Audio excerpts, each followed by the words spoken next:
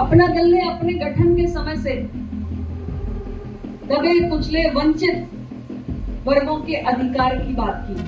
सरकार नियमित भर्ती करे, सरकार संविदा पे भर्ती करे और आजकल आउटसोर्सिंग की भर्तियां।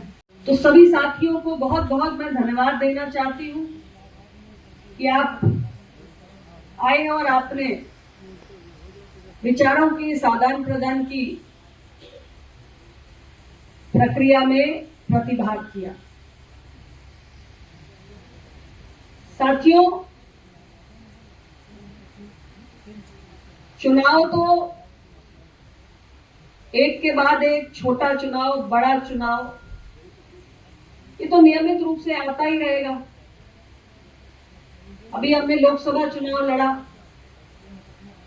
3 साल बाद हमें उत्तर प्रदेश में अगला विधानसभा लड़ना है। बीच में हमारे और लोकल बॉडीज के भी चुनाव आएंगे।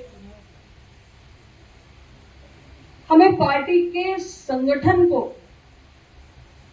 जमीनी स्तर पर मजबूत करने की दिशा में काम करना है, ताकि जब भी छोटा या बड़ा कोई भी चुनाव हो, पार्टी का प्रदर्शन उसमें मजबूती से दर्ज हो सके। और इसके लिए आवश्यक है कि हमारा एक एक कार्यकर्ता पार्टी के एक सिपाही की तरह पार्टी की नीतियों को, पार्टी के वैचारिक आंदोलन को गांव-गांव तक जमीनी स्तर पर पहुंचाए। आप सबने पार्टी की कमान सौंपी है। अलग अलग जनपदों में जहां भी पार्टी के कार्यक्रम लगेंगे, मैं तो पहुंचूंगी ही, हमारे सारे वरिष्ठ नेतागण भी पहुंचेंगे, समय समय पर पहुंचते भी हैं। लेकिन केवल हमारे पार्टी के शीर्ष नेताओं के कार्यक्रमों से ही सारा काम नहीं होगा। हमारा जो कार्यकर्ता जमीन पर मौजूद है, उसे पार्टी की राजनीतिक और वैचारिक चिंतन धारा से ज्यादा जुड़ाव रखते हुए उसके प्रचार प्रसार का जमीनी स्तर पर दायित्व निभाना होगा। अपना दल ने बहुत लंबी यात्रा को तय किया है। 1995 से लेकर आज कितने वर्ष हो गए? 29 साल। 29 वर्ष का समय छोटा होता है क्या? ये सच है कि पार्टी आज उत्तर प्रदेश में तीसरे नंबर की पार्टी है। ये सच है कि पार्टी आज राज्य स्तरीय मान्यता प्राप्त पार्टी है। लेकिन मैं फिर कहूंगी कि यह महज एक पड़ाव है। इतने वर्षों के कठिन संघर्ष ने हमें अपनी वैचारिक प्रतिबद्धता के प्रति,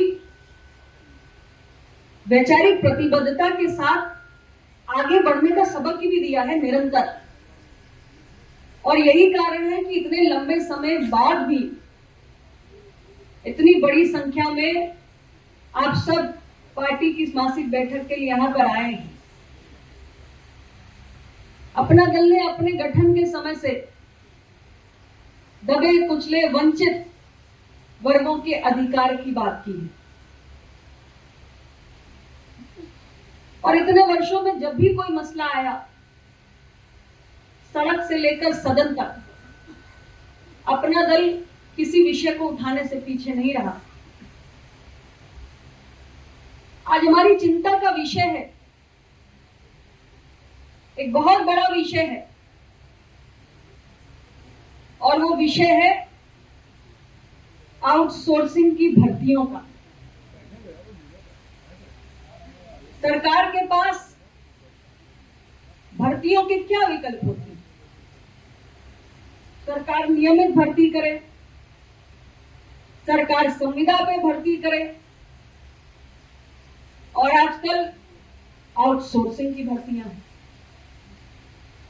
नियमित भर्तियों में वंचित वर्गों के आरक्षण का प्रावधान है। संविदा की भर्तियों में भी वंचित वर्गों के आरक्षण का प्रावधान है, लेकिन आउटसोर्सिंग ये जो एक चलन प्रारंभ हुआ है कि चतुर्थ श्रेणी की जो भर्तियां हैं